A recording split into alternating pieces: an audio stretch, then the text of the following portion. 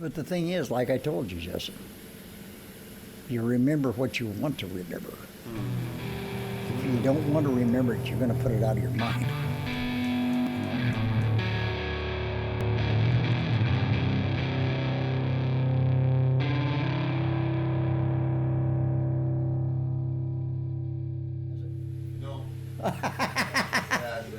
I stood up and scratched my ass. I just wanted to make sure it wasn't on. All right. So, Roger. Yeah. What are we doing today? I don't know what Don't we're know. doing. I'm still confused. So, I want to start the stuff I don't know about you, and then we'll get into the stuff I do. You know, where were you born, and when? I was born in Iowa. Iowa. See, I didn't know that. I was born in Iowa, Indianola, Iowa, 17 miles south of Des Moines. Okay.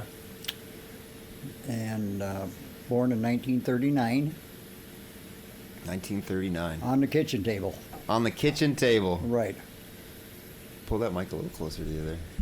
And There you go. my doctor he was a doctor in the First World War, and then after the war he came back to Iowa and started to practice. And Okay. that was the doctor that delivered me. His name was Dr. Trueblood. Dr. Trueblood. Yep. That's a pretty awesome name. Yeah. Yeah. Yeah. So Yeah. were you Other than that, and then, one of many or one of five. one of five? Youngest of five. Youngest of five. Youngest of five. So how old were your siblings then at that point? Well, at that point, my oldest sister was 14. And as soon as the war broke out, she went to California and she became Rosie the Riveter. Oh yeah, yeah. Worked for the war effort. Worked for the war effort and built tanks. Okay. She worked with Patton. She met Patton and worked with Patton. Patent. General Patton. Oh, okay. She worked with General Patton building kidding. tanks No kidding. because he's got a big museum over here in Southern California, Oh. a tank museum. Oh, okay. And that's where he was from, is California. So she built tanks, and it was Yeah. like well, you guys. It was grew a up on factory yeah, that but built you guys them. grew up on like a farm. Yeah, I grew up on the farm. Farm. Yeah, farm in the middle of Iowa. Yeah. Yeah. Dairy farm. Yeah, no, just cows and chickens and whatever, you know. Yeah. It was kind of A little bit of everything. those times. Everybody was a little bit more, Yeah, provide for yourself, and you Yeah, had chickens exactly. for eggs and cows for Exactly. milk and beef Yeah. and stuff like that. yeah. Had a big garden, Yeah. you know. Yeah. And every now and then we had our own meat, you know, so every now and then you'd buy a can of something, but other than that, I can't ever remember too much bought food in my house when I was a kid. So born in 1939. What day? June 4th. And which is a funny coincidence. What's that? Was my What's the- grandfather's birthday too. Yeah, Yep. yeah. Russ and I celebrated our birthday together. Yeah. Yeah, Yeah. we sure did. Yeah. That's funny. Yeah. I'd Yeah. come in the door and he'd say, "What you doing here, you old bastard?" That's exactly the way he talked to me. Oh yeah. Oh yeah. Uh, So, born in 1939, June 4, Iowa. What do you call it? Indianola. Indianola. Oh yeah, I've heard of that. Indianola. That town. It's just 17 miles south of Des Moines. Kind of a small. It's kind of a bigger town, Yeah, isn't it is a little bit. It's it? Nowadays. nowadays 'Cause I've heard it of is, it. but it wasn't very big then. It Yeah. was. It's spread out of all that, but Yeah. So went to school. yeah, I went to school down there till I was in kindergarten, then went back to western Iowa Okay. and lived on my farm that one of my dad's uncles had. Oh yeah. Yeah.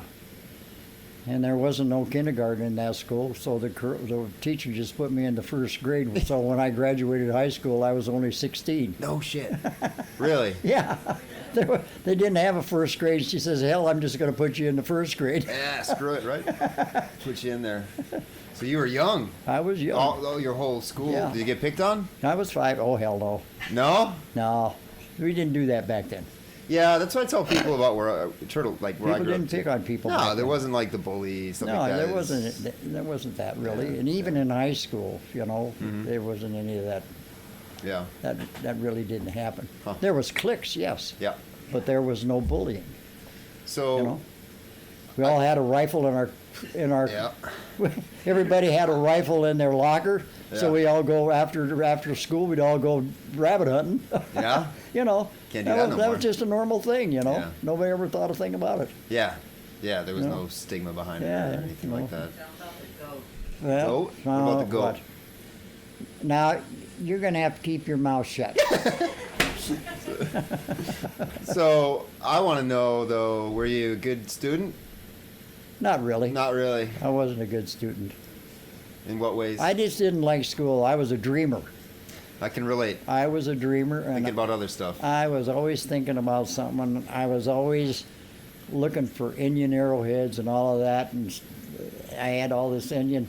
And if I wanted to see some women, I always went to study hall and got out the National Geographic. Yeah. Yeah. So, not much has changed is what you're saying. Not much has really changed. Because that's what I remember.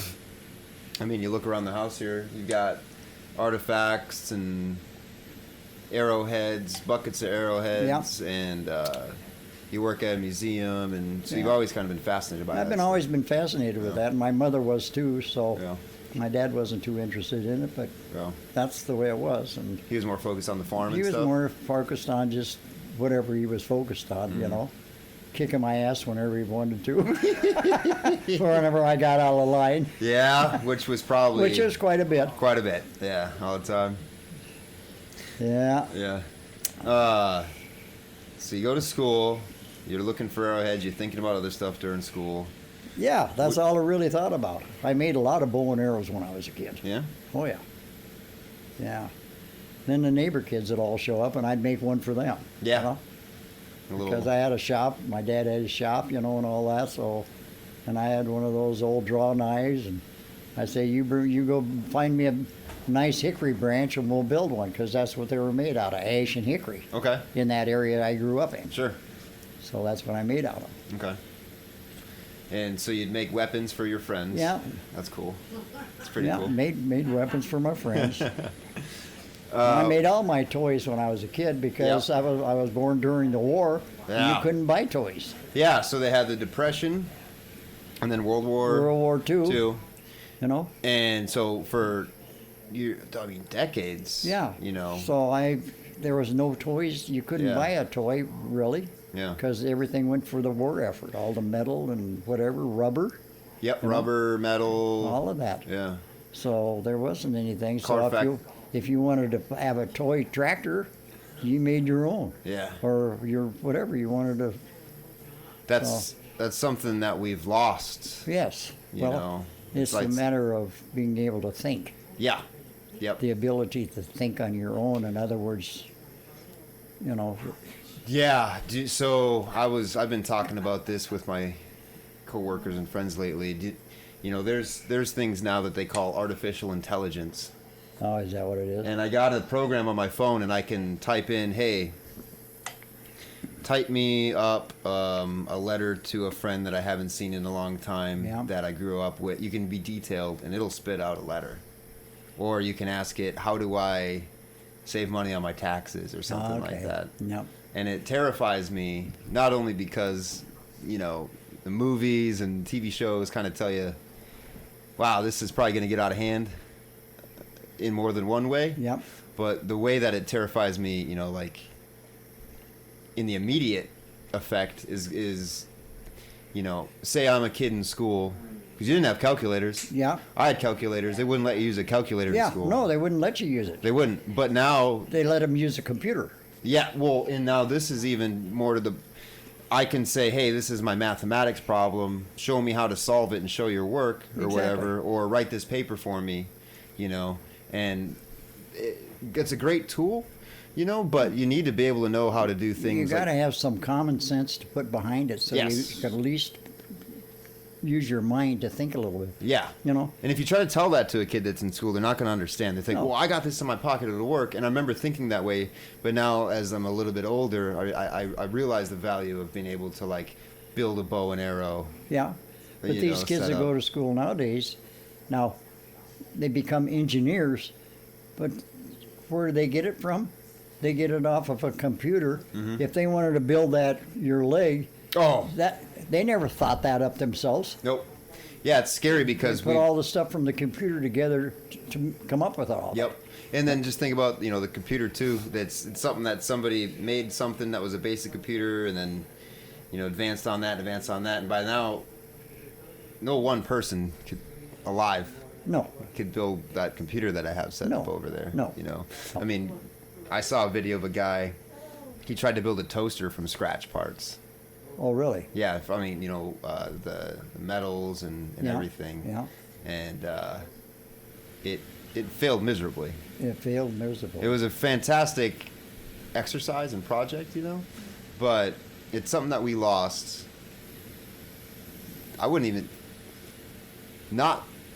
within your lifetime, but before my lifetime, I'd say. Yeah.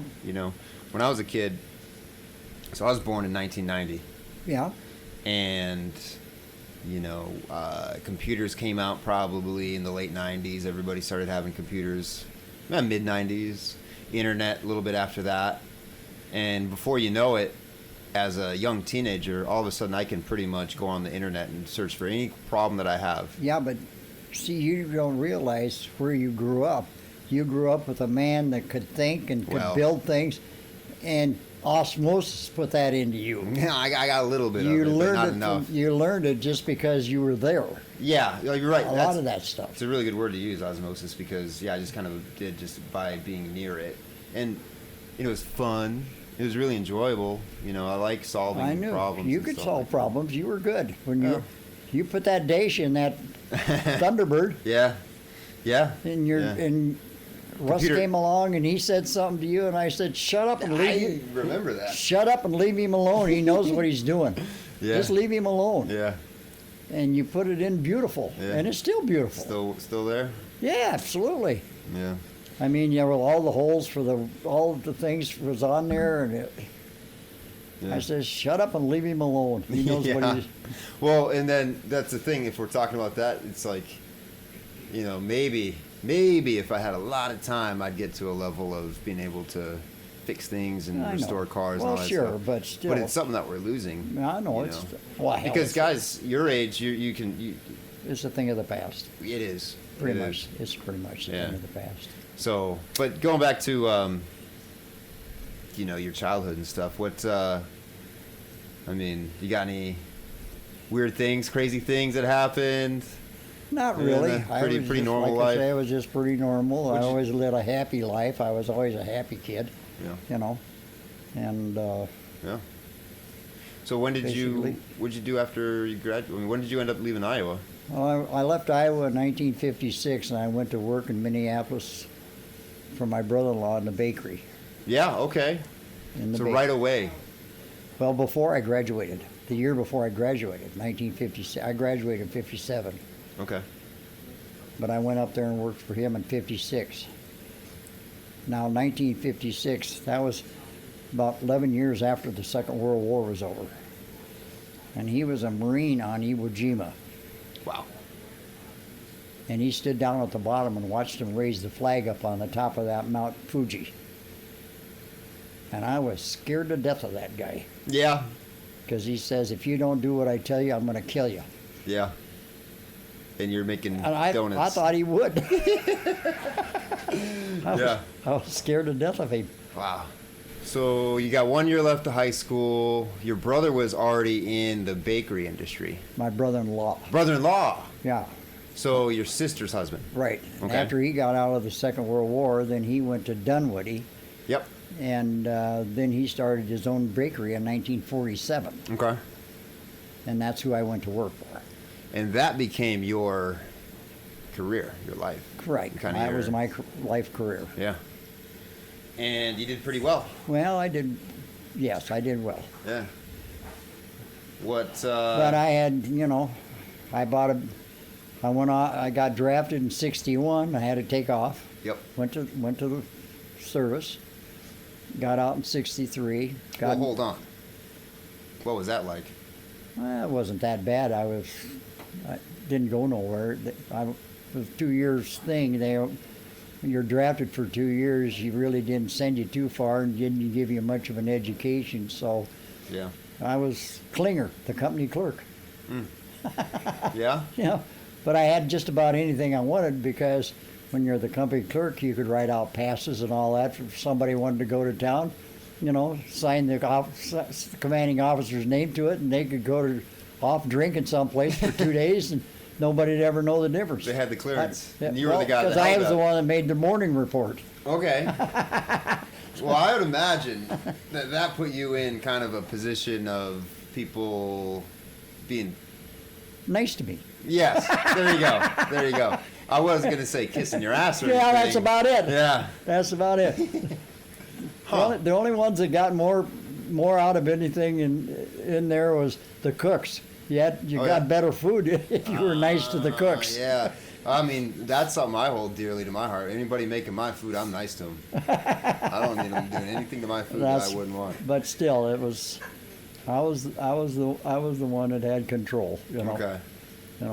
Just And where were you at in that well, time? I was in Colorado Springs at Fort Carson, Colorado. Well, you told me something a while back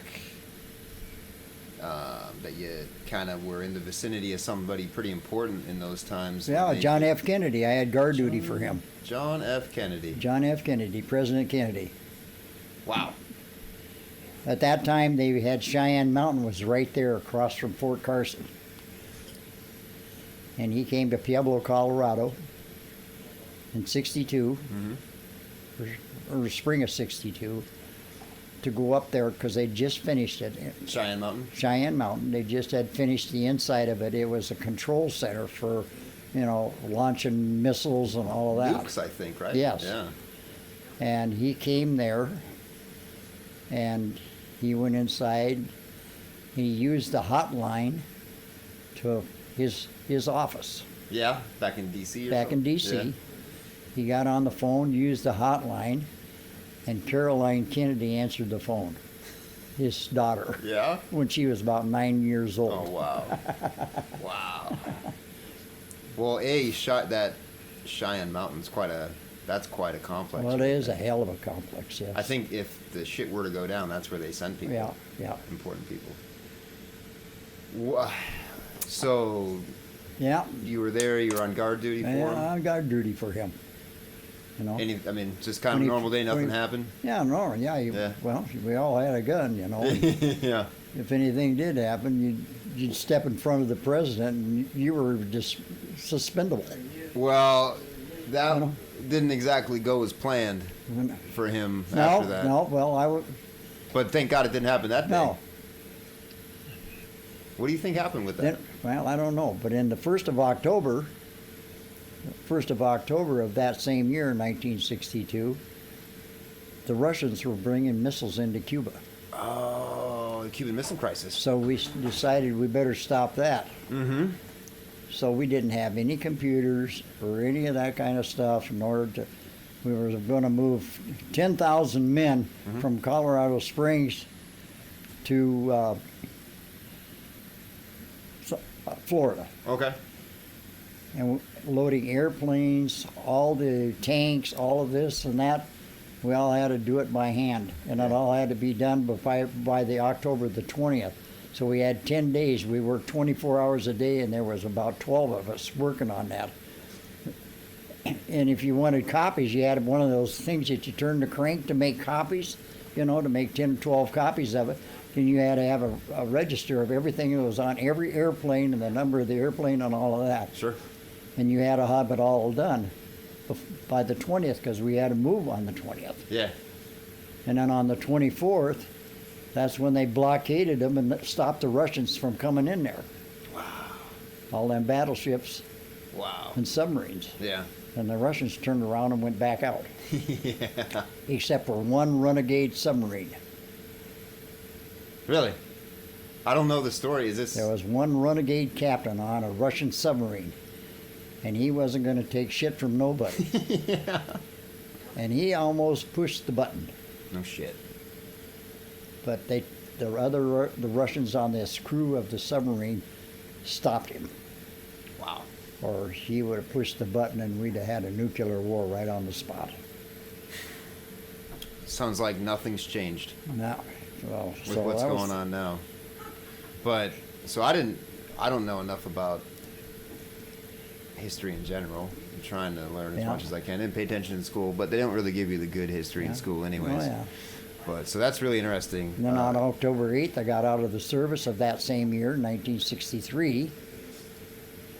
And then I came back to Minneapolis.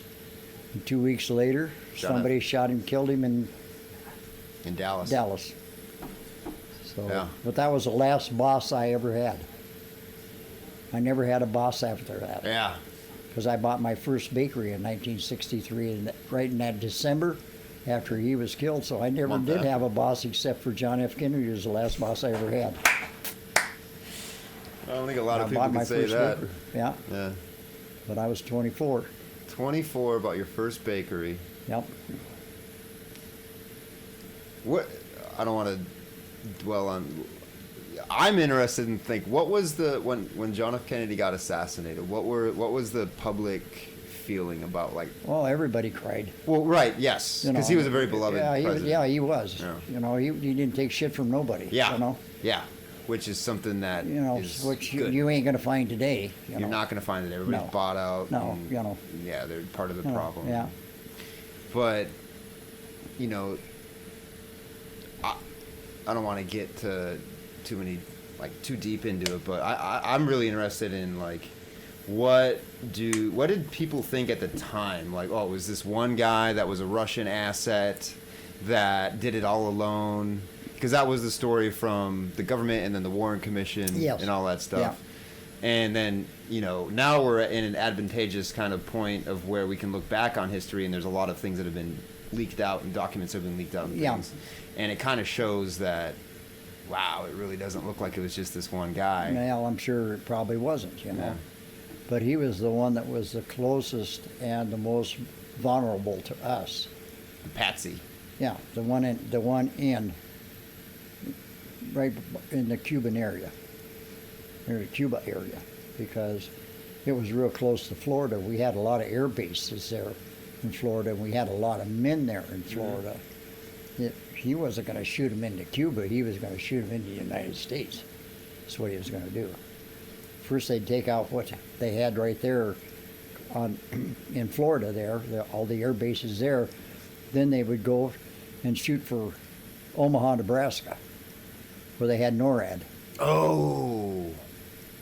NORAD had all them B-52s, and it was the head training area for all the B-52s and all of that. You got the bombers. The bombers. Oh.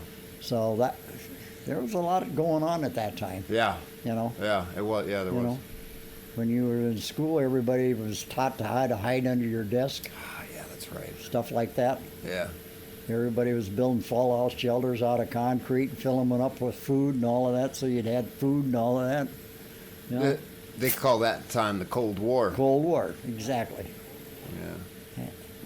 And you grew up with that. I grew up that. But when I was a kid, and I was about 14 years old, back then, in those days, to fertilize corn, you had to take so many tassels out of the ones and leave 2 or 3 rows. They'd take the tassels out so that it wouldn't germinate the other corn. Mm-hmm. So the seed corn companies hired kids like me to go out there and pull them tassels out. Mm-hmm. Well, I was at a place called Garston Thomas, and it must have been 1953. Khrushchev came to that Garston Thomas farm to see how we done seed corn and planted corn in the United States, and I just seen the top of his head. No shit. Yep. And we were already not friendly with them. Oh, hell no. What? No, he was the one that said, I'm gonna bury you. That's what he told.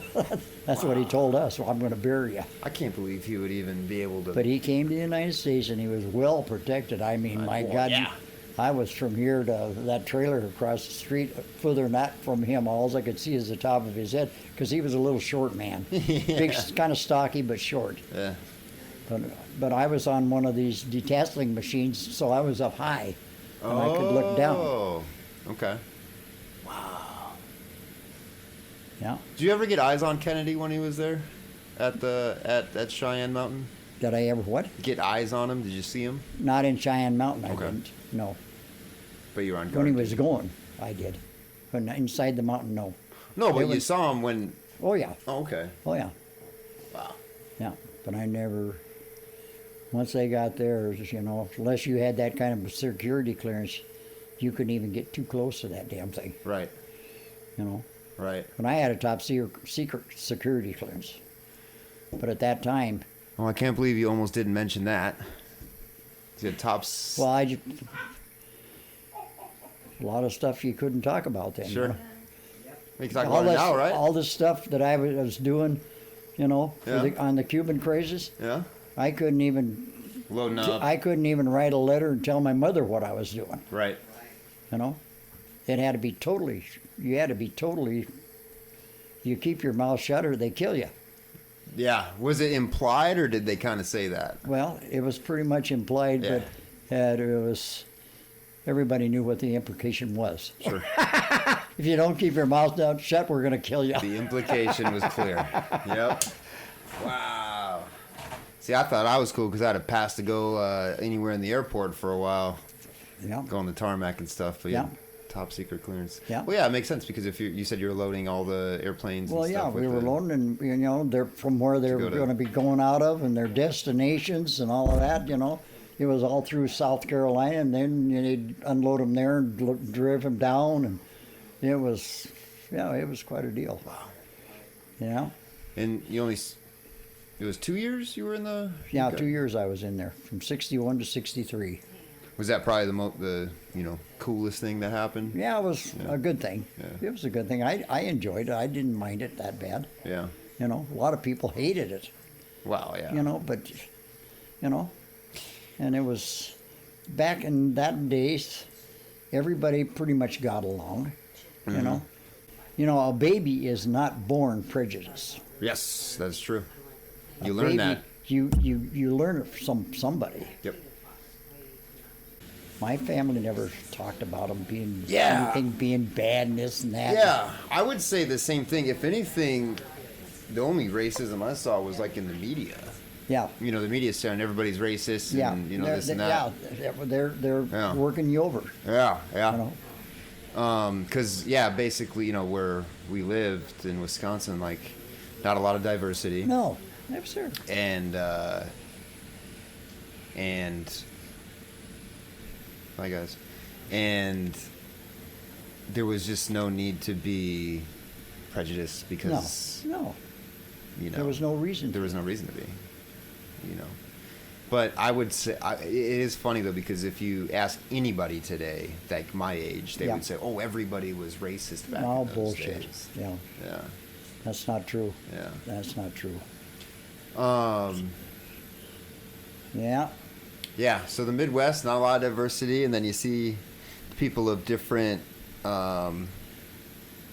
ethnicities Oh and yeah. stuff like that when Well, you're in a lot of the different ethnic service. groups. Yeah, You know, if you get into Minnesota, there was the Norwegians and the Swedes and Yep. the Finlanders, but they all they all Polacks got that everybody together. made fun They of. all got together, you know. yeah. You know, so Yeah. it was. Well, that's I think, you know, what sucks is I think a lot of people that would maybe just see a guy that fits kind of your description, you know, born in 1939, Yeah. white, they'd think, oh man, that guy must be racist, No, you know, but no. Never have been and Why? never was. Yeah. So you spent some years in the Yeah, in the service. service, got What was out. the division? 5th Division. Well, I don't know enough. Red Diamond. Show me that. It was in the 5th Division. Red Diamond Division. Red Diamond Division. Yeah, So is that? Oh, the Army. Army. Got it. Cool. Yeah. Army.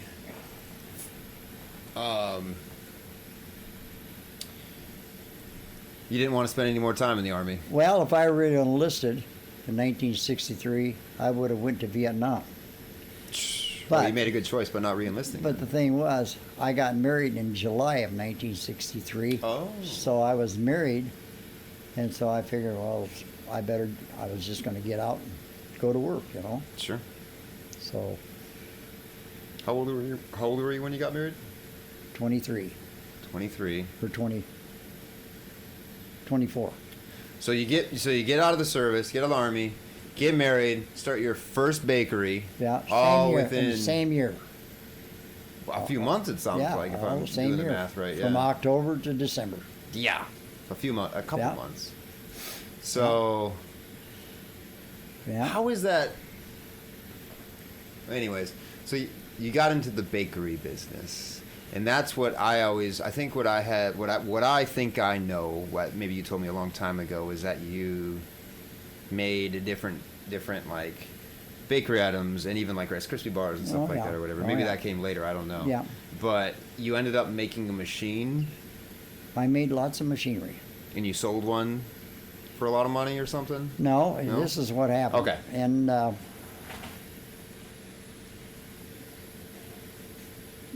the first bakery I bought I started in January of 64, Yep.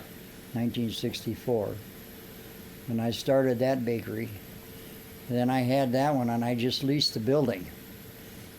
And then lost the lease in 1969 and I had to move. So I bought a building on 52nd and Chicago Avenue, and I moved the bakery there and started in there again. And then we were doing a lot of packaging stuff for vending machines and that sort of a thing. But you had to buy, a labeling system in Yep. order to put the label on the package. There was a piece of paper that stuck to the label and all that. And I invented a machine that would print it right on the cellophane. Oh. That's what I did. And then December of 1979, I got a United States patent on that. No shit. And I patented that piece of machinery. Yeah.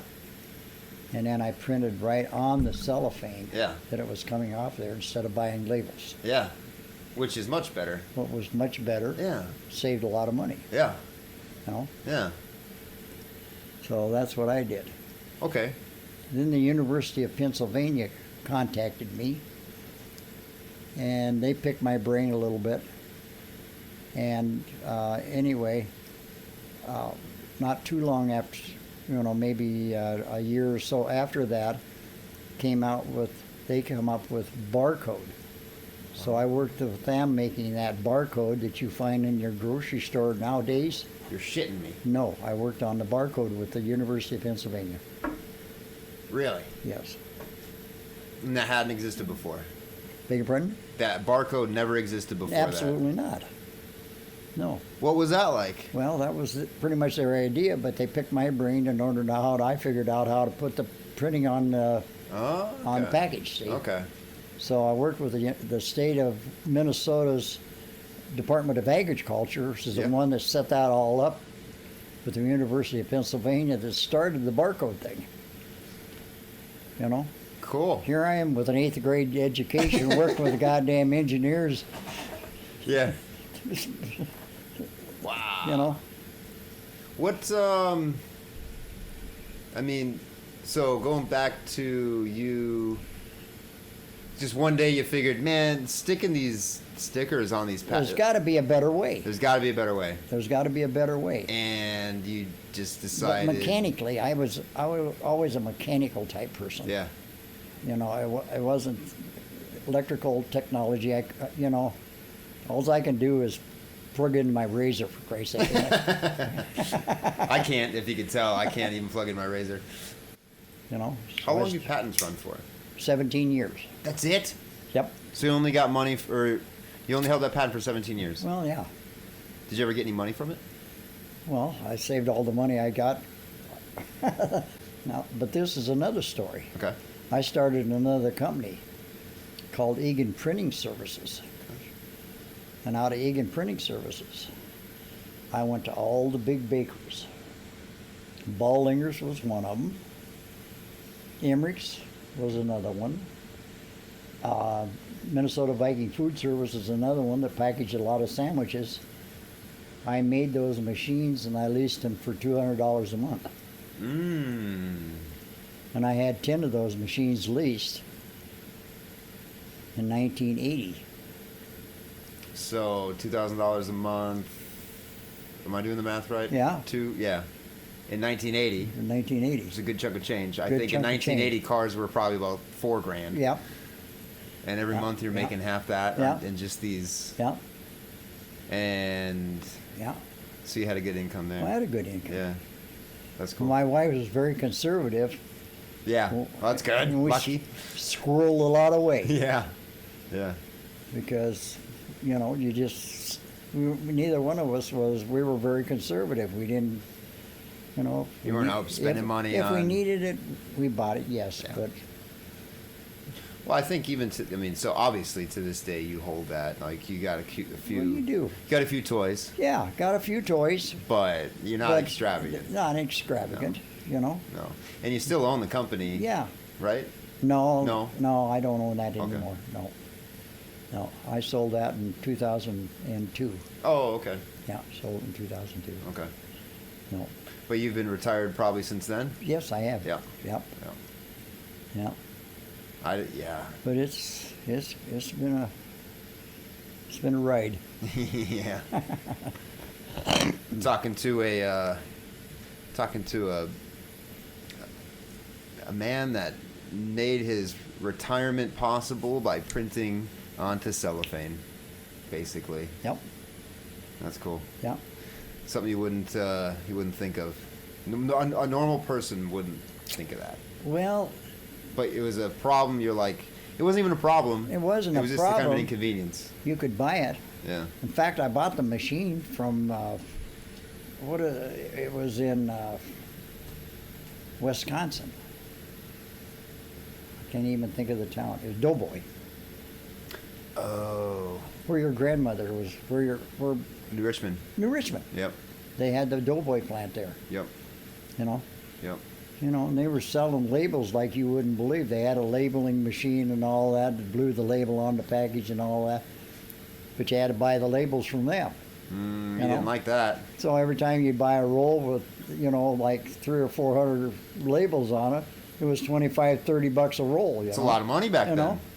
So I could buy ink, Mm-hmm. special ink that would drive from here, and going up over the roller and up over and down and back in through the rollers and go through the wrapper, and it would be dry before it went through the wrapper, for, $5 a gallon, $6 a gallon. You're saving money hand You over know? fist. It's basically free at that Exactly. point. Yeah. Essentially, it's free at Exactly. And then you thinned it out. that point. Yeah. And it would still work? Yeah. You figured that out? Oh, yeah. Yeah. I mean, that just goes to prove that. All I had was a reservoir Mm-hmm. and then a wick. I used a wick system, like a lamp, Yep. wick and a lamp. Yep. For you Yeah, it just keeps sucking the liquid up and as well, it dries that's what out. I used. It keeps sucking the liquid up as that thing turned, and it kept collecting ink. Oh, yeah. So you're applying just enough to make the ink work, but not too much, and it's not flying all over Exactly, the and place. it had all these adjustments on it, so you could adjust it up and down, and Wow. I think that's really cool because, we got to take a break here in a second, but I think that's really cool because it isn't something that I don't think most people just accept, like, I gotta buy these rolls for $25-$30 Yeah, a roll, yeah, yeah. and they'd keep going. Yeah, and yeah, you took something where it's like, you know what, I'm gonna not do that. I'm gonna save Yeah, some money yeah. and be more profitable. Yeah. And then it sounds like that was the thing that really well, set you off. it'll save me a lot of money, Yeah. Yeah. Well, then you got a patent on it. Yeah, I got a patent. And, which I don't know if I've met anybody else in my life that has a patent on Yeah. anything. So, Yeah, I do have a patent on wow. it. Well, let's take a break. Okay. Time to take a break. I'm going to get a new drink, Where are we at now? You said you made a Okay. machine. Well, in 2004, After you sold the after I company. retired, Yeah. the general manager of Super America called me, This is a story that I had heard. and he wants me to come to work for him because he had some machinery he didn't know how to run. It was made in Germany, and so that they didn't want to pay for the Germans to come over here. So they called me. Because he'd been to my bakery before, and he'd seen some of the stuff I had.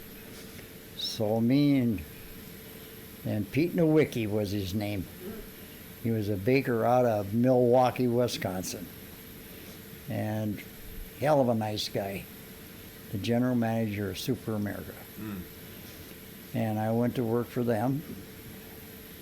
And You already been retired. I was retired. Yep. And he says, I want to make this roll here, but he says, I don't have a way to I want to make it quick and cheap. I don't want a bunch of people standing around doing all the work by hand. Yeah. A lot of labor. Automate it. So we automated it.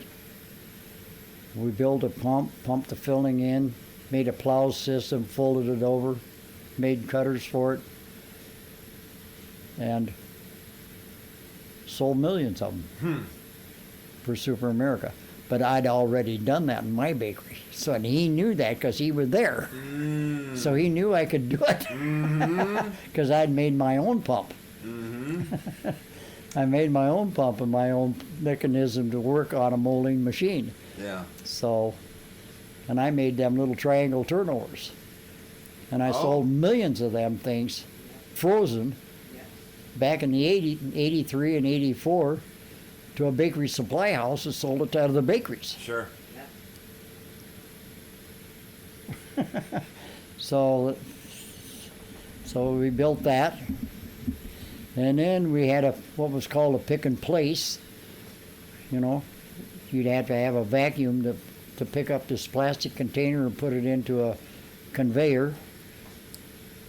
And so I got all the bugs out of that thing because there was, when you take one plastic containers that are stuck together like this and you pick them up, you know, sometimes you'll pick up two of them. And then when you pick up two of them, the other one will fall out and jam the machine. Yep, messes everything up. And you figured that out. So we got that all figured out for him.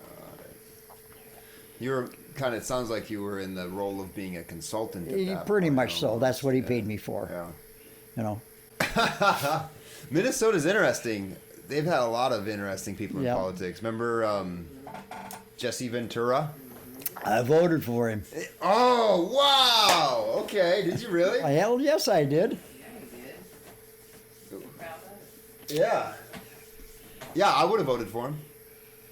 If I knew what I knew now and I was in Minnesota at that time, 100% would have voted. He for graduated from Roosevelt High School, which was just down from the street from the bakery I worked at. No And my niece, Pamela Miller, Yeah.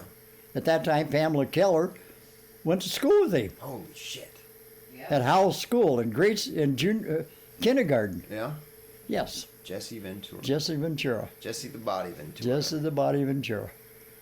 Wrestler, movie star, Yeah, politician. So yeah, he He done a lot for Minnesota. did, right? He did. Yeah. So conservative, you know, he would have been what you'd call a libertarian. Yeah, boy, he was very. Yeah. Yep. Yeah. Which I appreciate. I think that's, you know, needed in the political system is somebody Anybody that came to any of his news conferences, he made them wear a badge. And on this badge was a jackal. Jackal. Yeah. Like a hyena or something. Yeah. It was a jackal. Yeah. All the news media, because he said all called them jackals. That's hilarious. He did. That's hilarious. They hated him. Oh, it's perfect. If the media hates you, They you know you're doing something right. hated him. Wow. Interesting. So we went through a lot of years.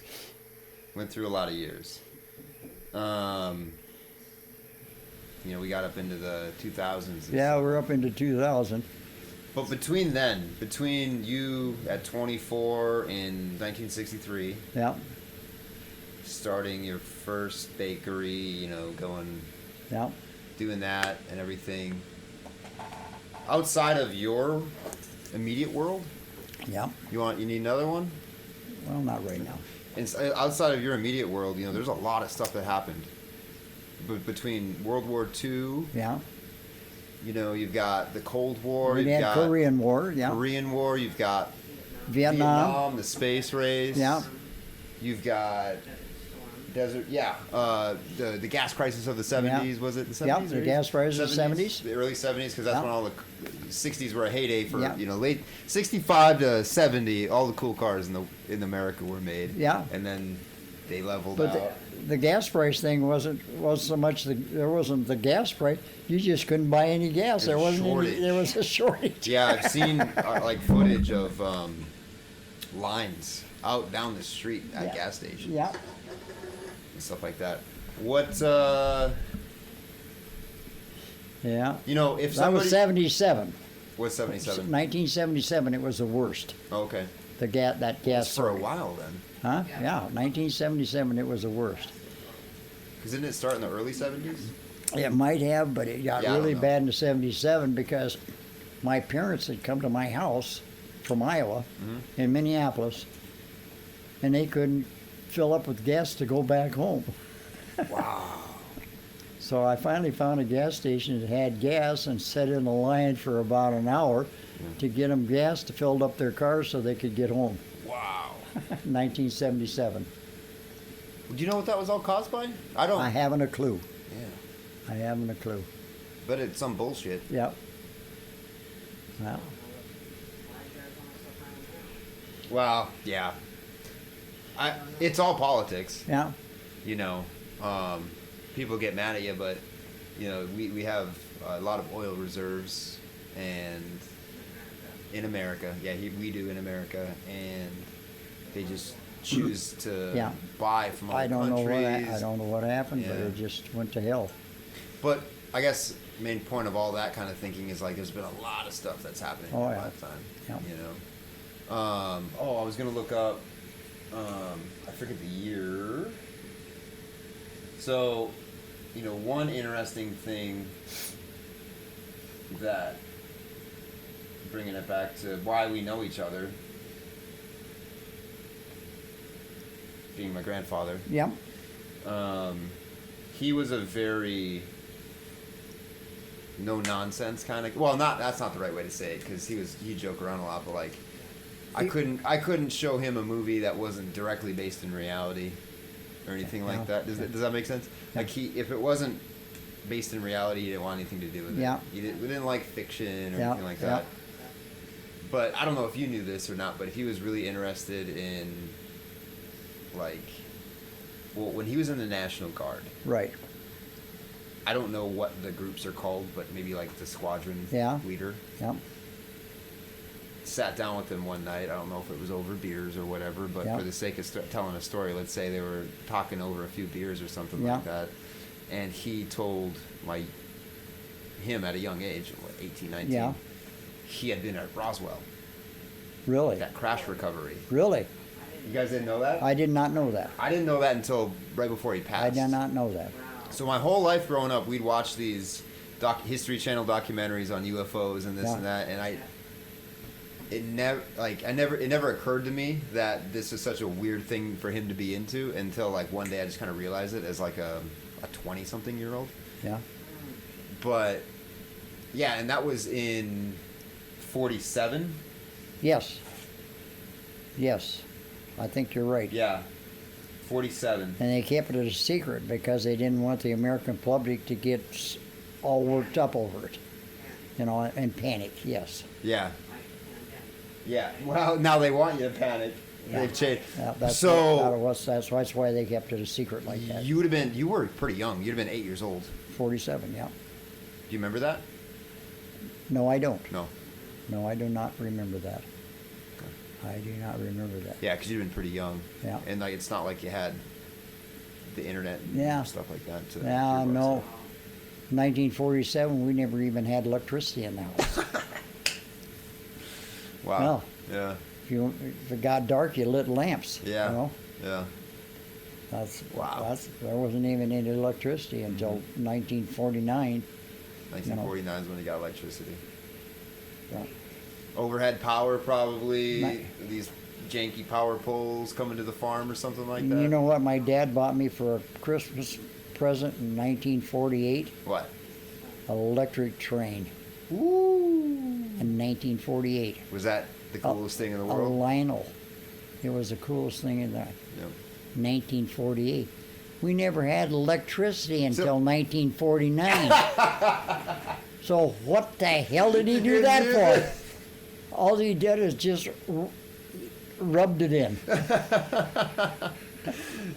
But then you got to use it after that? 49, first I had a plug in, I had it going. Yeah. What was it like changing over not having electricity? It was just really strange. Was it like, what do you even need this for? Or was it like, Yeah. wow, this is amazing? Well, you'd forget about it. You'd been lighting lamps for so long that you could forget it. You forgot about. Well, you can just flip that switch over there and the light will come The on. light comes on. You know. And I bet that it was probably your dad that just retrofit wiring in the house. No, the house was all wired when it was built, but there was just no electric poles, electricity coming out in the country, Oh. coming up the roads. So that they finally brought the electricity into the area, Okay. you know, Okay. and brought it down to the house, and then it was already built into the house when the house was built, Okay. and everything was there, and the box and everything was there, but there just wasn't no power. No kidding. Yeah. So the house. I mean, I'm showing my naivety, but when did I want to say it was probably like Great Depression era? Yeah. That like That- electricity was probably coming around house. That was 28, 29. Yeah. But this Yeah. was 1949 where we were. Right. But you're a little bit outside of like a. I mean, you're It not. was a farm community. Yeah. You know, Yeah. the cities all had it. Yeah. You But know? you just But didn't if have you power get out coming in out to you. you get out in the rural area, there was no electricity out there. So today's kids would be like, you know, growing up where I grew up, they'd say, we don't have fiber optic internet, Yeah. so I can't download a movie in 10 Yeah. seconds or Exactly. whatever. Yeah. Exactly. And your life, the Yeah. equivalent of that would have been like, yeah, we couldn't turn a freaking Yeah. light switch on. Yeah. Or, you know, I'm sure you heated the house with wood. Yeah. No coal. Coal. Heated the house with coal. Where the hell do you get coal? Well, the coal was shipped in by the railroad would ship it in, and then they would deliver it to the house, and there was a coal chute, and they'd drop it down in, and you'd throw it into the furnace in Every the day? wintertime, and yeah, Yeah. yeah, Huh. So coal. yeah. I don't think I've ever seen a coal stove. Well, Wood stoves and well, stuff it's like that. basically the same, but it's a little Yeah. bit different, you know. Yeah. It's got a bottom in it, so you can I'll get bet. get the clinkers and stuff like that out, you know. Clinkers. Yeah, well, clinker with the coal would burn, and coal was, you know, a lot of oil in it. Yep. You know, so it would burn down, you know, and then after it was all burned down, it'd turn into like a rock, Mm-hmm. you know, and then it wouldn't drop down and you wouldn't get a draft up through. Got it. So you had to get the clinkers out of it Would make the house smoky? sometimes, Yeah. but not very often. Okay. Not very often. That's not good for you. Not very often. You made it to Minneapolis. Invented the cellophane printing machine, Yeah, and then retired in 2002 when you sold it. yeah. Came back. Not came back to that, but you Went to Super America. Super America. Got Worked for them them. rolling on Yeah. a good operation. Yeah. When did you move across the border over to Wisconsin? Well, I built a house over there when I was on Chicago Avenue in 1970. Oh, really? I bought that piece of land over there, Yeah. and I lived in Minneapolis. And during the summer months, we started building the house over there. Russ and his dad were in the cement work, They did this and basement on that? they poured my walls.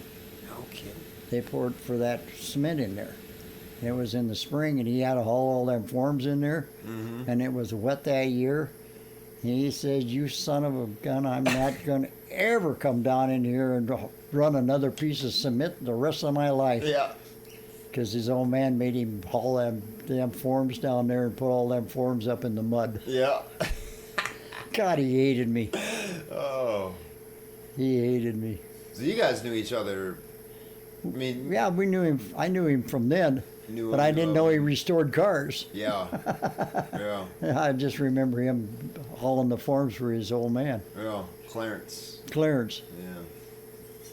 One time I run into Clarence and his wife Dolores. in best place by a dam site, the bar down there.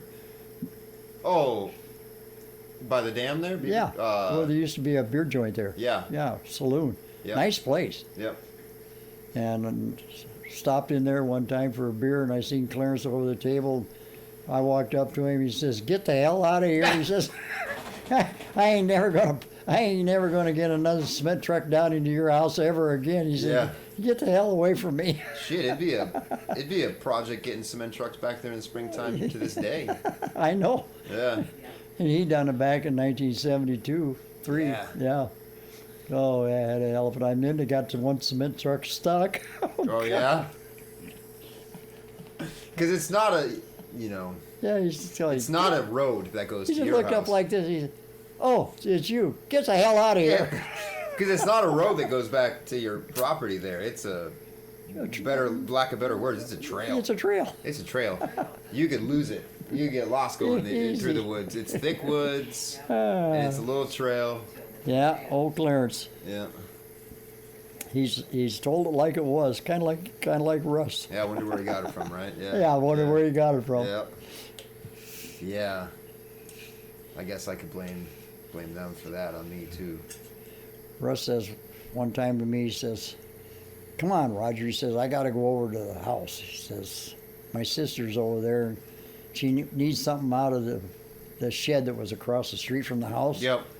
And I The old said, Torres "Okay, I'll go construction with you." And we went over there, and I says, "Well, what are we going to do?" And he says, "Well, we got to get this whatever is in here. She wants it out of there." So we got over there. We got there, and all the trees had grown up by the door, and he couldn't get the door. He couldn't get the door. Was he mad? Yeah. We couldn't get the door. Yeah, come on, let's go home. Hell with it. You didn't chop him down. You didn't saw him No, down. he didn't have nothing to saw him with. You didn't bring the saw. He didn't with. bring nothing along. He just assumed that it was there. The damn trees this big around growing up by that door with it slid open and all of that. They'd all grown into the door. Really? He could. Oh hell no! He couldn't. No way he was going to get in that. I mean, I remember going there. I don't know what the hell was in there even. Well, they used to use that for the construction company. That was like Okay, where they well kept there all was the something forms she and wanted stuff. out of there. I guess I don't know. I'm sure they started using that for storage. You know. It was always kind of you never knew what you were going to do that day. Yeah, if you yeah. were A hanging lot of it you didn't. You know. No, you never knew. You never knew. You never knew. You might go and go out to the woods and Yeah. end up chopping wood or something like that, yeah. or doing something like Yeah. that, or going and all of a sudden you're at somebody's house and eating cheese and shooting shit.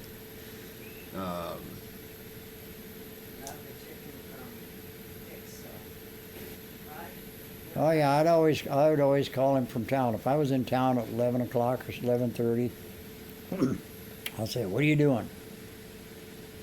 "I'm trying to get some work done, you son of a bitch. Quit calling me. You took me off the job." Yeah. I says, "Well, you want something to eat or don't you?" "Yeah, bring me some chicken." Okay. So I'd bring him chicken and potato salad. Yeah. Fried chicken? Huh? Fried chicken? Yeah.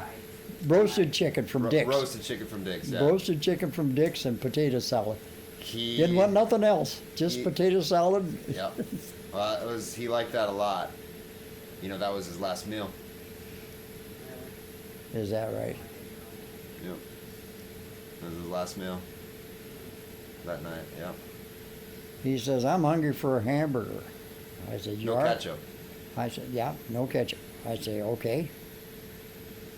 So he'd call, them over to Straight A's. Yeah. Oh, those are good burgers. But he always made me go get them and pay for them. Jesus Christ, don't you ever buy? Yeah. Not if I don't have to, he'd I say. don't have to. Man. But then I'd come back and we'd eat and all that, and then he'd get up and go do something, and I'd be over on his desk going through all the stuff on his desk. Get the hell out of there! You're stealing my pen, and Yeah. we done that for many years. Yeah. I mean, that's one thing I would appreciate. He knew when to be serious, and he knew when he could be joking Yeah. around, and it's something I that never seen him too serious too often. You know what? I've been thinking about it for the last year and a half or so, more, and I never really saw him get upset. I don't think I've really seen him get pissed off. Really mad, yeah. And when I get pissed off trying to do something in the garage, something wasn't going well with the car or whatever I was doing, motorcycle. Well, did that help? Yeah, I'd be yelling, damn it! Oh, well, did that help? And I'd think, no, it didn't help. Well, I seen him really mad one time. What was it? That guy that lived over there, and Oh, yeah. that guy there would Yeah. come over to your grandpa's house, and borrow a tool, and come back, and then say, well,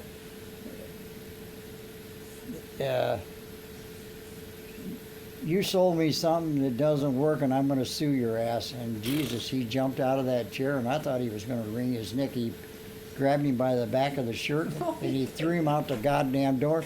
Said, don't you ever come back here again, he says, or I'll shoot you. You know? No way. Yeah. Yeah. That's the maddest I ever seen him. Yeah. He hated that guy. Yeah. Well, yeah. It wasn't exactly something he'd be too open, or he wouldn't be too entertained by somebody coming in no, and telling that guy, him that particular guy, when he'd drive, or if he'd drive in the driveway, he said, "Oh Jesus Christ, Roger, that son of a bitch is back." Yeah. You know? But that's about the only time you saw him get Another guy he didn't Okay. care for a whole lot. Maybe I shouldn't say this, upset. I can always cut it out. but anyway, Yeah, I didn't really like that kind of stuff. we had some good times. Yeah. Yeah. He'd tease me, and I'd tease him. I'd use this.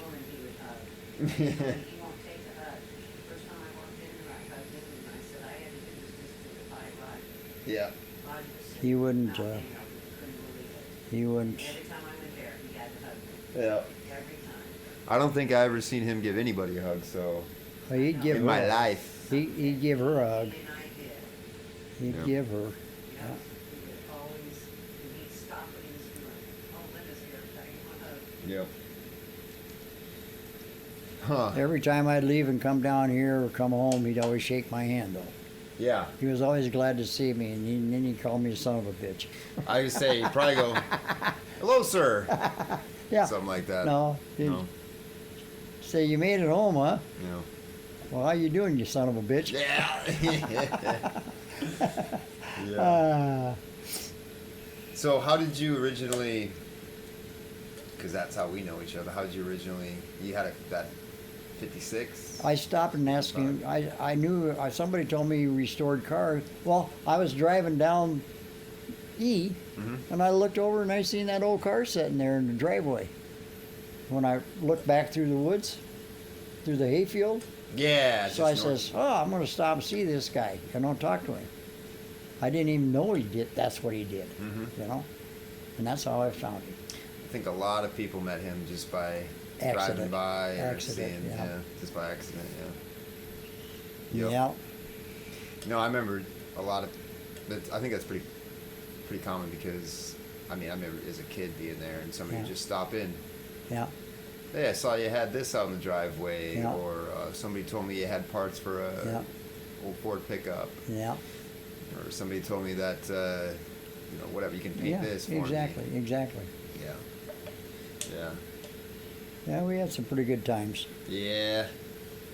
We, Yeah. It's too bad he's gone. But what about you? So, how'd you end up in Arizona? Well, my in-laws lived right down the 3 trailers down. And after we retired, we decided, well, maybe we'll just come down here and visit, So we come down and visit a little bit, 2 or 3 weeks, and then we go back home. Then I had another friend that lived over in the Fountain of the Sun. Mm-hmm. That they were in nursing homes. They still owned a house there, so I rented his house from him and came down here, in 99 or 2000, 2002, 3, 4, 5, 6, and then this opened up, and I bought this in 2007. Gotcha. So we were right down the street from my in-laws because we thought we'll have to take care of them. Well, then my wife died first, so I ended up taking care of them. Yep. Yep. Roger, I could have gotten that. I could have got it for him. I didn't know he wanted one. I didn't Oh, either. good. So in 07, you got this place, and you've been here since. Yeah. And let's see, I'm doing the math. Are you 85? You're going to be 85 this I'm year? going to be 84. 84. 84, yeah. I'm going to be 84 in June. 39 to 20, 23. Yeah. 84. Yeah. So as an 84-year-old man, Yeah. what advice do you give to young men these days? You didn't expect that question. I didn't expect that But question. what would you give? What would you give me? I'm 33. What advice would you give me? I'd just say use your common sense a little bit. It's funny. So I work in safety in a construction company. I'm Yeah. a safety guy. Okay. And A lot of safety is a lot common sense. well, it's true. So what I tell people is we all have common sense. We all have common sense. But a lot of them don't use We it. just don't use it. Yeah, And that's what guarantees me a job. exactly. And if I was perfect at my job, then I'd work myself out of a job. Yeah, Right. yeah, Yeah. Then I wouldn't have a job anymore. exactly. So it's pretty ironic that Yeah, if I did my job perfectly, then I wouldn't have a job anymore. exactly. Common sense, though, is something. It's Well, a lot of cliche, common but sense. it's not so common. Yeah. What do you think? What do you see common sense as that people don't have anymore? Well, to be able to negotiate a situation if you don't have the things around you to handle the problem. Mm-hmm. That's what I see as common sense. Using resources intelligently. Yes, Sure. basically. Oh, Well, well. if you don't have a screwdriver, what do you use? The Leatherman that's in my satchel. No, I use a dime. There you go. You pull a dime out of your pocket, it's about the same thickness. Mm-hmm. You use a dime if you don't have a screwdriver. There you go. That's the first thing that pops into my head. Yeah. Yeah. Just little stuff like that. Yeah. What about, would you say, because these days we seem to have a lot of issues, Yeah, things that are a big deal, exactly. but are they really a big deal? I would say more so than it was when I was growing up. Right. I think there's more chaos and confrontation in a young person's life nowadays than it was when I was young. Mm-hmm. But I just think that things are a lot more complicated for kids nowadays. Yeah. Yeah. Life's not simple as it used to be. I mean, we used to have, life was pretty simple, Mhm. growing up. Yeah. We didn't have all the confrontation of all of the different things going around, Sure. Yeah. Yeah. We didn't have access. There was no news media like you get all the news now. You listen to a radio and listen to the news once a day, and that was it. And they really didn't talk about so much. All I was talking about was the war, during the Yeah. war. And from farm community, it was the price of hogs and cattle and all of that, Or there was not really a weather channel. So you didn't know what the weather was going to be from Yeah. one day to the next. Yeah. So nobody really thought about it, Yeah. Like saying, "Oh, guy, I got to go see what the weather's going to be tomorrow." Well, Yeah. we had to wait till tomorrow to find out what it was. Yep. Well, and also, I think this is relevant to what we're talking about, but and I've been a fan of a guy that I would understand if you weren't a fan of for multiple reasons, but Bob Dylan has a song. Linda likes him. Oh, I love Bob Dylan. Yeah. Linda, yeah, I love Bob Dylan. He, You know where he's from, don't you? yeah, Hibbing. Yep. Park Rapids. Park Rapids? Yep. Okay. I actually knew one of my buddies. Bob Dylan. Yeah, Robert Zimmerman was his name. Was it? I didn't know his real name. Yep, Robert Zimmerman. And I knew a guy, a buddy of mine, whose older brother was friends with somebody. This is a long, Yeah. but his older brother was friends with somebody whose their aunt was his personal maid Really? for an amount of time. Really. And the stories that that I heard from this 6 degrees of separation. Yeah. He'd sit down at a table like this for breakfast and have a bottle of Jack Daniels, pack of cigarettes, and some bacon and eggs, and that was how he started his day. And just kind of the life of Yeah. being not retired, because he still makes music. Yeah. But where I was going with this is he has a quote where you don't need a weatherman to tell which way the wind blows, There you go. right? Exactly. Which, you don't need somebody telling you the obvious. Exactly. And I think nowadays we feed off that. Exactly. And back in the day, you had to kind of decipher that for yourself. You And had be to like, figure well, it- feels like it's going to rain today. Yeah. Exactly. You didn't really need somebody to tell you that. Exactly. Or, Really. Really. Is it going to be hot today? Yeah. Yeah, Just it's walk summer. out there. Yeah, it's August. Yeah, look out there. Yeah, was it hot Or yesterday? walk out there. Yeah. Yeah. Yeah. There's a lot of stuff that's going around. It's just a lot of information that people have, so they get to be depend on all of that so much that they can't live without it. I don't think a lot Yeah, of it. it's addicting. It's It's addicting, and what we were talking about before too, with like calculators, even or computers or cell phones, or what I was telling you about AI Exactly, yeah. stuff like this. Yeah. It's literally a computer program that can almost think for itself. Yeah. And there are, I think, versions of it that kind of can think for itself. Yeah. So imagine that they've Yeah. created basically a robot. Yeah. That is conscious. Yeah. Does that seem like that's a good That idea? sounds that's a good expression. Yes. Yeah, it's a little scary. And we're going to depend on that, right? Right. Well, the more generations move on, that's exactly what it's going to be. Mm-hmm. Yep. What do you think about, so if you were born in 39, I bet your father was born in like He was born in 1901. 1901? Yeah. So he was 38 when you were born. Yeah. Well, because, your older sister was 14. Yeah. So that makes sense. My mother was almost 40 when I was born. I was always told I was an accident. Yeah, me too. Me too. You too, huh? Yeah, I think my mom was 8 months pregnant with me when they got married.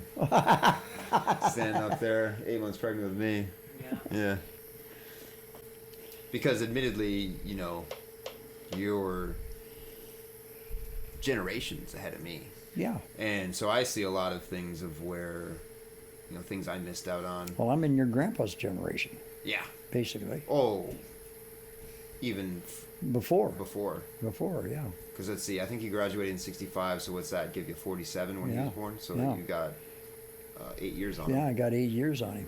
So, yeah, probably about the same generation. Yeah, just we- the Pretty close. beginning end of it, and he'd be Yeah. the tail end of it. But the things I wish that I'd have seen were the 1950s in America. Yeah. It was good years. Yeah, the 1950s seem like kind of the crest of the high point of American society. Yeah. To me. Yeah. What was that like? That was pretty nice. Yeah. It was pretty nice. Everybody got along, and everybody was happy, Making money. and everybody had a job, Yep. but everybody worked too. Yeah, well, you got to work to make money, right? Everybody had to, So,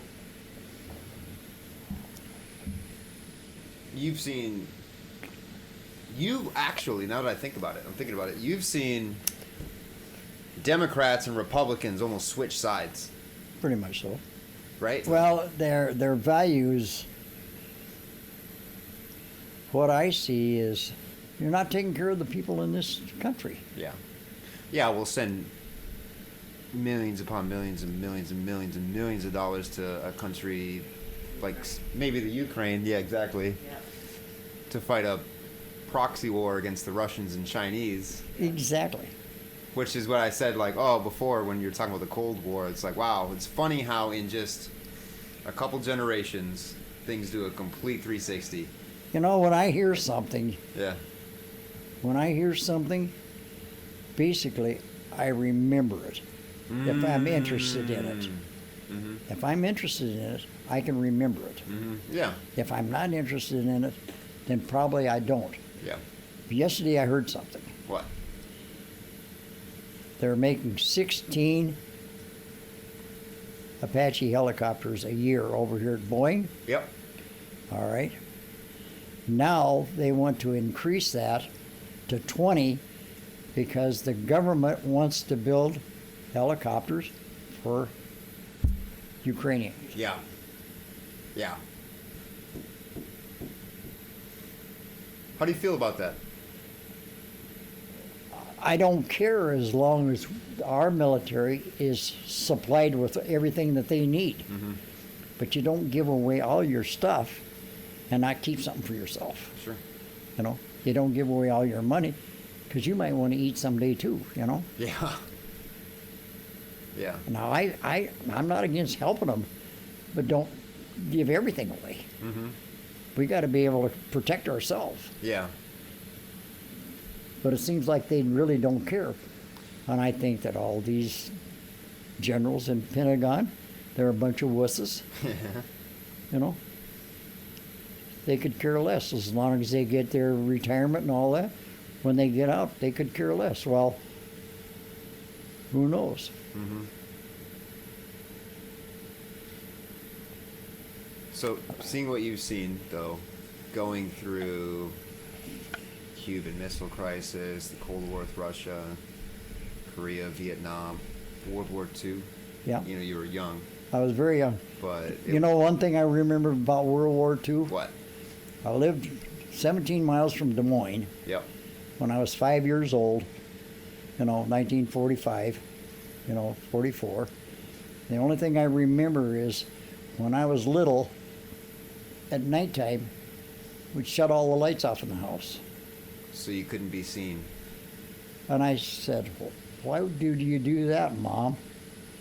She says it's called blackout. In other words, the whole city was all blacked out so that you couldn't see it from the air. But I asked my mother, I said, why do you do that? Why can't I have the light on? She says, you dare not turn that light on. Wow. That was all I. But I remember that. That's the only thing I remember about the Second World War. Yeah. He doesn't know why. Well, I didn't know why, but I understand why now. Yeah, it makes sense. Makes sense to me now. Yeah. When I got old enough. But I was only 5 and I couldn't understand why you had to shut the light out. Because you didn't want the bad guys to see you. Yeah, exactly. And not only that, there was two prison camp, an Italian prison camp right there too, between Des Moines and Indianola. So What do you mean by Italian prison camp? that's where they brought the Italian prisoners. Oh, And because kept 'em. they were the Axis. Yes, Yeah. yes. What? They brought them to Des Moines, Iowa? They brought them to Des Moines, Iowa. Between Des Moines and Iowa, there was a prison camp there. Yeah. Wow. Yeah, because it was Germany, Italy. Yeah, Germans in Italy, Mussolini and Hitler. Yeah.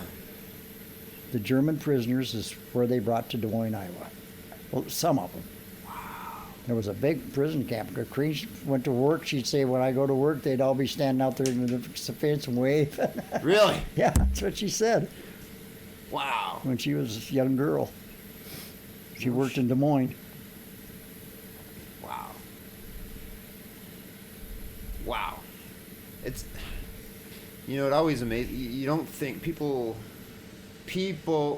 you know, we'll call them the people that think they're the only one that exists, Yeah. like the people that live in L.A. or New York or whatever.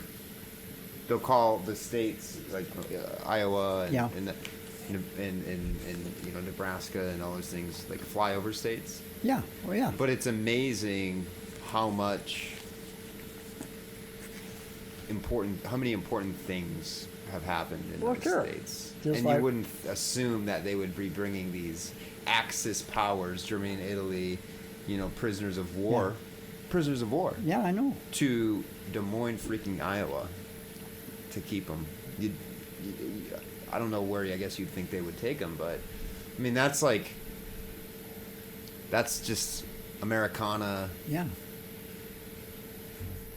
That's America at its definition, especially in those times. Yeah. And you don't think that there's going to be prisoners of war Well. living next door to you, or in prison next door to you. In this town I grew up in, other than Indianola, we moved to Audubon, Iowa. There was a German prison camp there. Wow. And that's 80 miles west of Des Moines, between Des Moines and Omaha, Nebraska. Okay. So there was all these Germans, prisoners. And that's right where the airport is, Linda. Right where the airport is, that's where the German prison camp was. Really? And all these Germans that were there. Now, Audubon, Iowa is a very Danish community. Uh-huh. Very. A lot of Danes. Okay. And so the Danes, the Germans would ask the Danish people to write letters for them home, Wow. because they could understand the language Yeah. and they could communicate with them. Yep. That's one. I was just going to bring that up because Yeah. I would imagine there's a lot of kind of German Yes. heritage there, and Yeah. then they're bringing friggin' and then they're bringing German prisoners of war right there. Yeah. Is that the best idea? Yeah, well, but they did, But they you did, know, yeah. they did, and it was. What but- was because I know Italian immigrants, right? German immigrants, Polish immigrants. Yeah. They got discriminated against very, Oh yeah. very much so. Yeah. And did you get to see that? Well, I was Irish. Oh, We got discriminated against too. when did your family come over? 1843. Wow. My That's grandfather. 100 years before my family. My grandfather came on a 28-foot sailboat. A 28-foot sailboat from Ireland No. to New Jersey. Yeah. Wow. Is that a story that you've always kind of been in the family? Yeah. Because that's insane. A Yeah. 28-foot sailboat across Yeah. the Atlantic Yeah. Ocean. Yeah. 3,000 miles. Jesus. There's 3,000 miles from Nova Scotia to Ireland. From Nova Scotia, Oh, which they is landed in Nova Scotia, they landed there, but then they went on to New Jersey. New Jersey. Made their way across. That's 3,000 miles of ocean. They crossed in a 28-foot sailboat. That's Insane. unbelievable. But he said he was starving to death. They had to. The potato, Oh, was that when the... potato thing. No shit. That's when your family came over. That's when my family came. The potato famine. But they called it a famine, but it wasn't. There was enough potatoes for the Irish people. What was happening was England controlled them, and all the potatoes were going to England. Oh, that's why they do not like each other to this day. Exactly. Uh-huh. They were feeding the English people all the potatoes. The Irish people were starving to death. Again, a political thing. And my great-grandmother, my great-great-grandmother Yep. was a triplet. No, my great-grandmother was a triplet. And so they had to give one away. They gave two of them away and kept one. What? Well, they couldn't feed them. They had to give them away because they couldn't feed them. And she came to America, and she married my great-grandfather. Who was already here? Now they came about same time. Both Irish? Yep. And he had a brother that went to Canada, Yeah. and he landed in Canada, and he was one of the first 21 Mounties of Canadian Mounted Police. No kidding. Nope. His name is on a wall up there in Regina, where Regina, Canada, is the Mountie headquarters of Canada. And his name is printed on the wall up there, one of the first 21 Wow. Mounties. What was his name? Do you remember? You know what? It was Eagan, last name, but I don't. Yeah. My grandfather's name was Thomas, I think it might have been John or Jim, something like that. See, family came over because of the Potato famine. quote unquote potato famine. Right, But that's it what wasn't exactly. A famine. Well, that's what they called it. Well, that's amazing. So that I was kind of before. I was kind of saying like, They were controlled by England, and England was stealing, Yeah. and that's why they're having them, the Catholics and all that Yeah, are fighting killing each other. fighting way back in the 90s. yeah, the IRA. Yeah, Yeah. IRA, Yeah, yeah, trying to get their freedom from England. yeah, You know, yeah. just like we did in 1776. Yeah. You know,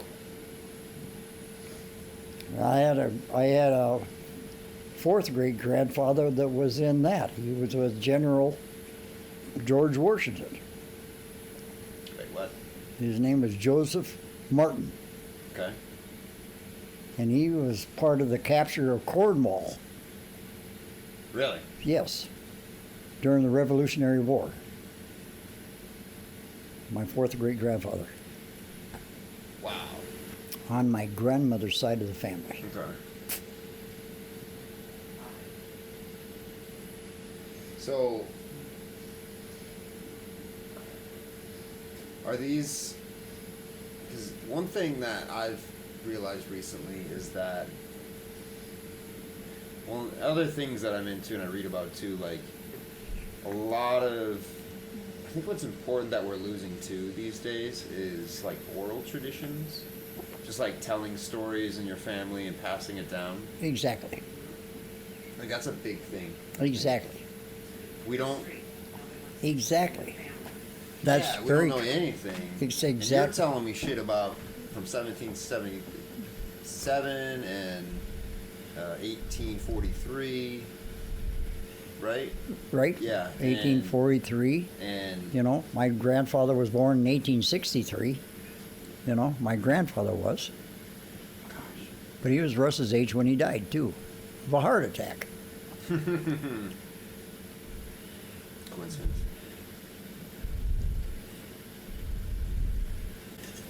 But the thing is, like I told you, Jesse, you remember what you want to remember. If you don't want to remember it, you're going to put it out of your mind. You know? Well, it's kind of like what we were just talking about. No, I had no idea that the Ireland, like the potato famine, wasn't really a famine. Yeah, But they, you know, there's something that people say. It's like the people that win the battles, Yeah. or that are in control, Yeah. they write the history. Exactly. That's pretty much so. Yeah, and you know, like you were saying, you weren't a great student. You were thinking about other stuff. I was not a great student, Me too. but I remember. The stuff that is important. I remember What was what's interesting. important to me, Yeah. what I want to hear, and what I want to remember. So, I'd almost have to look this up, and we're actually at about a time where I should pause it again, and then we'll probably do one more of these, and I bet you'll be about done with me here. They don't want. They're teaching these kids what they want to teach them, and they're not teaching them the history of their ancestors and what it take to build this country from the beginning and all of that. They're not teaching that to the kids. Yeah. They just want them to think that it's always been here and it's always been like this, so you don't need to know that. Mm-hmm. You know? Yeah. That's just like Linda's Indian friends. You know? They're trying to take their language away from them. You know? So that they can't speak Navajo or they can't speak Crow or Apache or all of this stuff. They're trying to take these languages away from their ancestors. Yeah. But that's pretty hard to do because those people are pretty solid when it comes to their ancestry. Yes. Yeah.